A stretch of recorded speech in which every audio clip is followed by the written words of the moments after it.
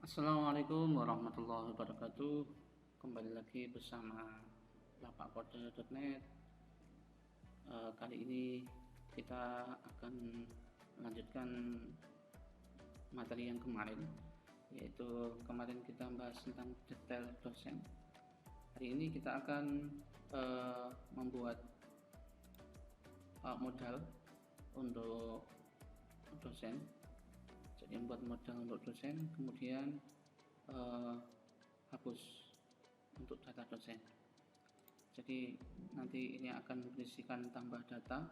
Kita memanfaatkan modelnya Bootstrap untuk membuat form supaya lebih elegan gitu kesannya. Nah, di sini kita akan, ini punya yang mahasiswa, kita akan rubah sedikit-sedikit, kita sesuaikan dengan datanya yang akan kita masukkan ke dosen. Jadi nanti formnya kita akan mengacu ke sini, ada name, nama, alamat, sama telepon. Oke, langsung saja.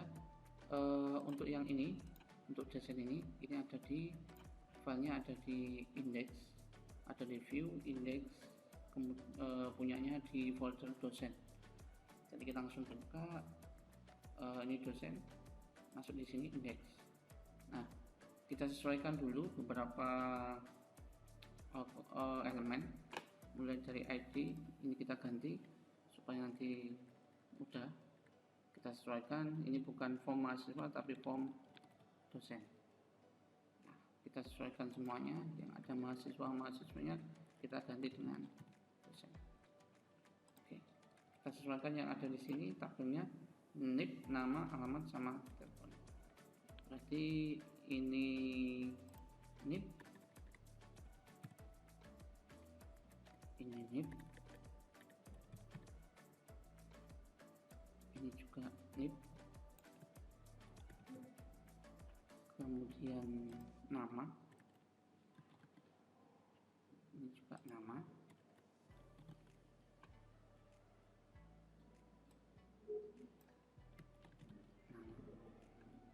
kemudian NIP, nama, alamat, sama telepon. Oke. NIP, nama, alamat.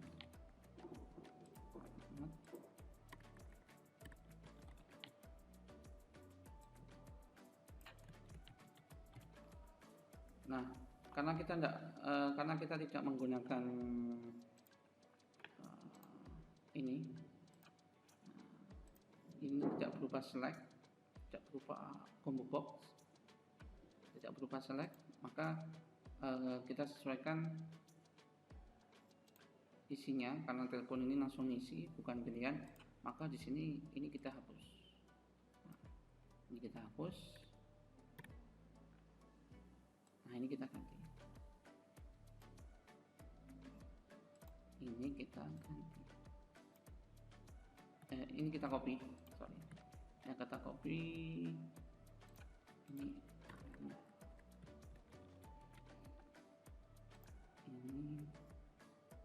Nah, ini nih, kebalik-balik ya. Nah, ini telepon, dan ini juga. Oke, placeholdernya jangan lupa juga telepon. Oke, kemudian actionnya ini kita persiapkan. Kita belum punya metode add data. Ini kita kasih dosen, kemudian add data. Jadi rencananya begitu. Oke, kita coba simpan dan kita lihat hasilnya.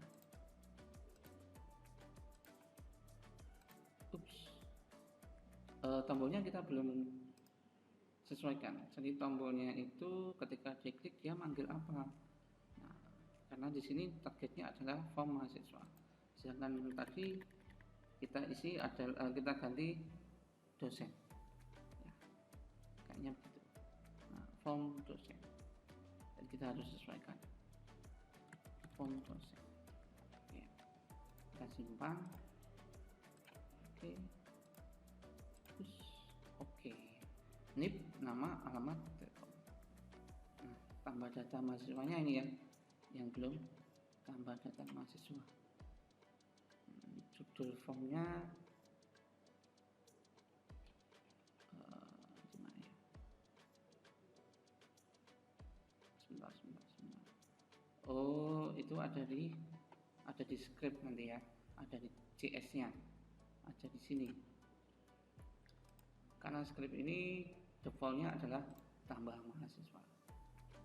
Jadi nanti kita juga akan rubah-rubah di sini. Tapi sementara kita biarkan aja dulu.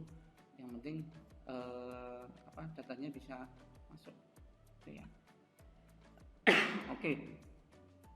Kita tidak bahas di sini dulu. Nah, yang penting nanti ketika kita isi datanya bisa masuk dulu. Oke. Kemudian apa yang perlu kita rubah? Tentunya di ini ya, di dosen model kita harus nambah metode baru untuk add dosen di sini nanti, dan di controllernya dosen di sini. Oke, kita masuk di sini dulu. Kita membuat function baru, public function.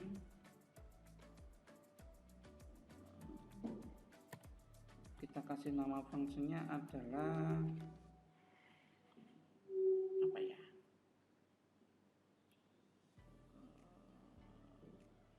Add data tadi ya. Add data. Di sini tadi add data. Berarti di sini kita kasih add data. Oke. Kemudian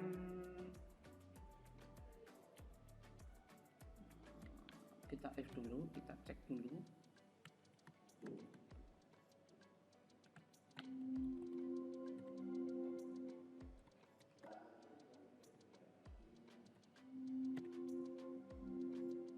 Modelnya adalah model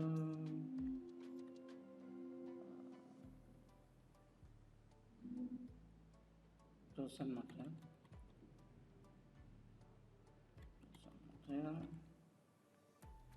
Kemudian nanti kita buat metode baru di sana, add data dosen. Ini belum kita buat. Kemudian nanti dia akan menerima berupa post.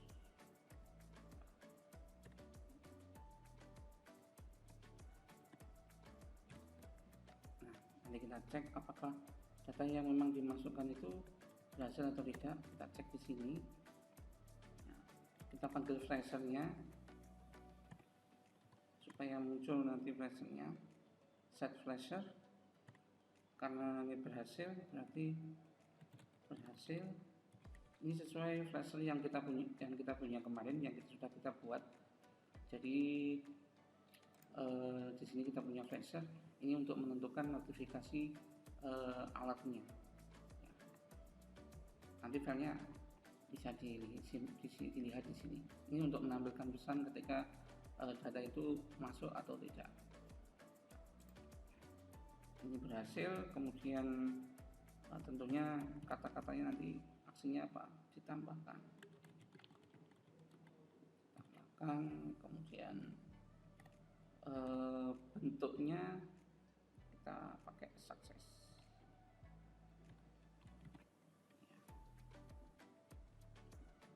Kemudian kalau berhasil kita bawa ke location.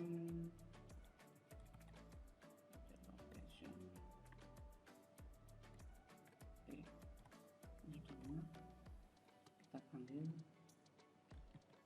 base URL, kita arahkan kemana? Ketika sudah berhasil, kita arahkan ke dosen. Jika berhasil, kita arahkan ke dosen, kemudian kita exit.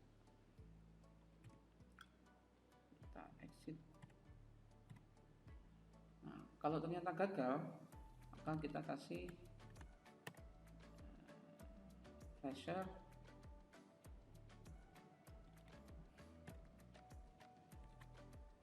set flash gagal, kemudian aksinya apa harus ditambahkan, kemudian bentuknya adalah danger.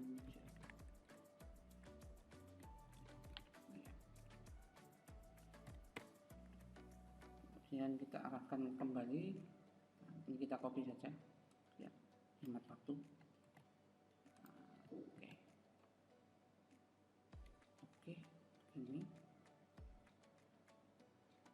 Nah, sekarang kita sudah punya controllernya untuk di add, untuk di dosen kita sudah punya controller. Maksud saya kita sudah punya controller dosen. Di sini ada metode namanya add-data. Nah, sekarang kita beralih ke modelsnya.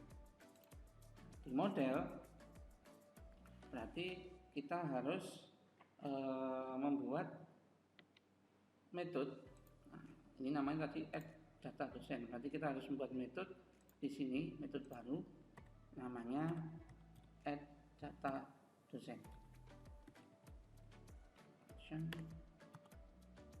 Add data dosen. Nah, parameternya apa? Nah, misalkan parameternya adalah data dosen. Oke. Nah, kita buat query di sini. Query, karena kita masukkan data ke tabel dosen, kita kasih perintah insert into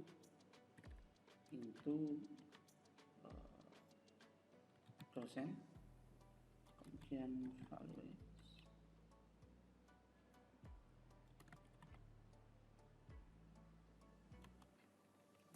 Ini adalah kita sesuaikan dengan yang ada di tabel ini, berarti ID, NIP, nama, alamat, telepon.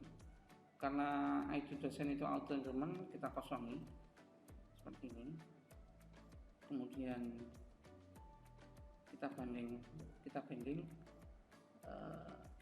NIP, huruf kecil saja NIP, kemudian nama, alamat, dan telepon.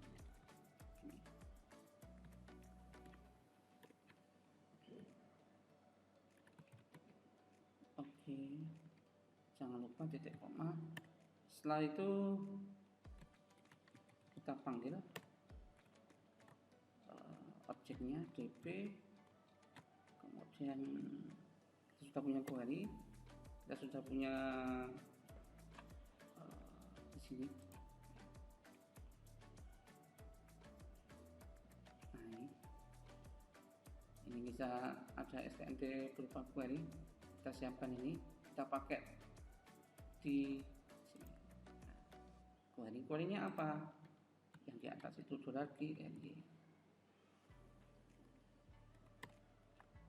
Kemudian kita panggil lagi dp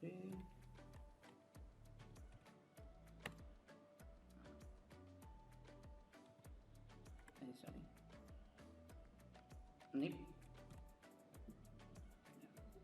kita isi dengan $data dosen NIP. Biar cepat,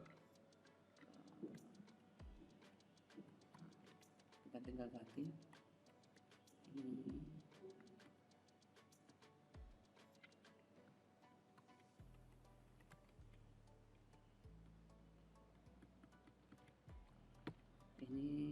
nama, ini juga nama, kemudian ini alamat,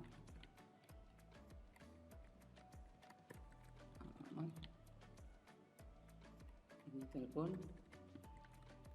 ini juga telepon. Oke. Setelah itu kita eksekusi.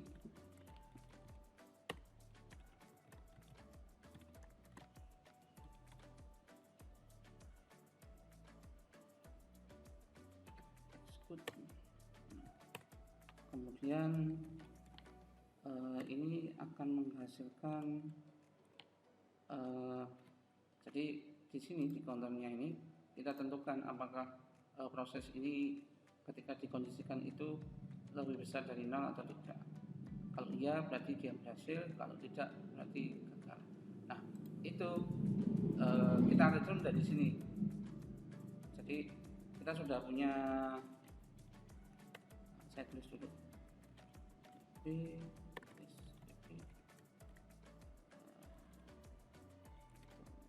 hitung baris.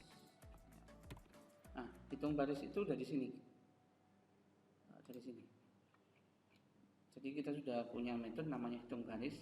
Ini gunakan untuk menghitung baris sesuai dengan tabel yang kita tentukan. Jadi berarti di sini ada tabel dosen.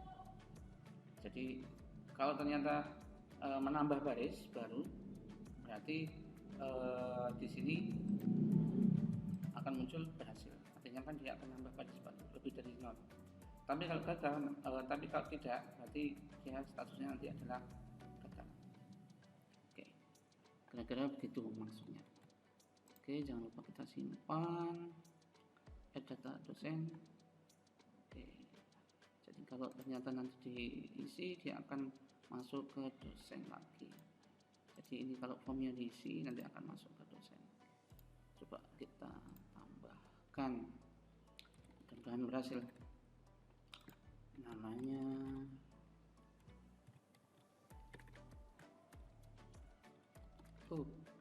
bentar, ini tadi kayaknya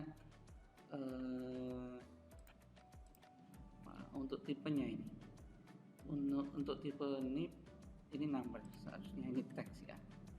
Kebalik ini yang number, makanya tidak bisa diisi. Ini nanti harus email, ini diisi teks. Inilah kalau mau begini nih, kita harus teliti. Oke, kita refresh, kita coba nama Fulan, kemudian alamatnya Nganjuk, teleponnya kosong, dan seterusnya. Coba kita simpan kita. Oke, data berhasil, data ini berhasil. Oke, data sudah berhasil dimasukkan. Nah, saya ulangi lagi.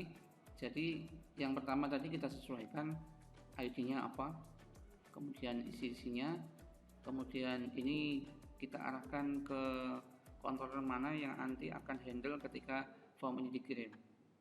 Nah, jadi jangan lupa juga untuk dirubah target untuk untuk button tambahnya juga disesuaikan. Setelah itu masuk di controller atau model, boleh kita buat namanya add data dosen. Nanti di sini adalah add data dosen, ini dia akan menerima kiriman gitu ya. Jadi sini add data dosen ini akan menerima kiriman berupa data post yang dikirim dari model, kemudian diproses di sini, dikuarikan, kemudian di-banding sesuai dengan fieldnya, kemudian dieksekusi dan dihitung apakah ada perubahan atau ada penambahan baris baru atau tidak. Nah, ketika function ini berhasil berjalan, maka return ini akan menghasilkan 0 atau 1. Nah, 0 atau 1 itu akan dipakai untuk menentukan apakah data itu berhasil dimasukkan atau gagal. Makanya di sini kita manggil model, kemudian modelnya adalah model dosen model, kemudian add data dosen. Ketika dikasih post, maka dia akan melakukan proses ini, dan method atau function ini itu akan menghasilkan 0 atau 1. 0 atau 1 itu nanti akan dibandingkan dengan 0 di sini. Kalau ternyata lebih besar dari 0, maka akan muncul ini dikerjakan. Maka tadi sini akan muncul data berhasil ditambahkan.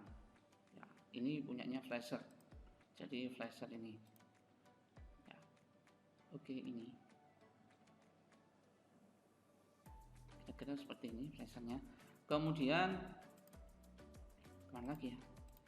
Ini tutup aja. Ketika gagal, artinya tidak ada penambahan baris, maka muncul ini data gagal. Dan berhasil atau gagal, maka dia akan di-load, akan diarahkan kembali header location ini base URL-nya ke ini, ke dosen lagi. Nah, otomatis seperti ini tampilannya. Oke, kira-kira seperti itu. Kita sudah berhasil untuk membuatnya. Untuk hapusnya nanti ya, karena durasinya sudah panjang. Jangan lupa untuk tetap semangat belajar di masa pandemi seperti ini. Manfaatkan dan luangkan waktu sebaik mungkin untuk tetap berkarya. Oke, jangan lupa like, komen, dan subscribe ya. Mudah-mudahan bermanfaat. Salam lapakbocah.net. Assalamualaikum warahmatullahi wabarakatuh.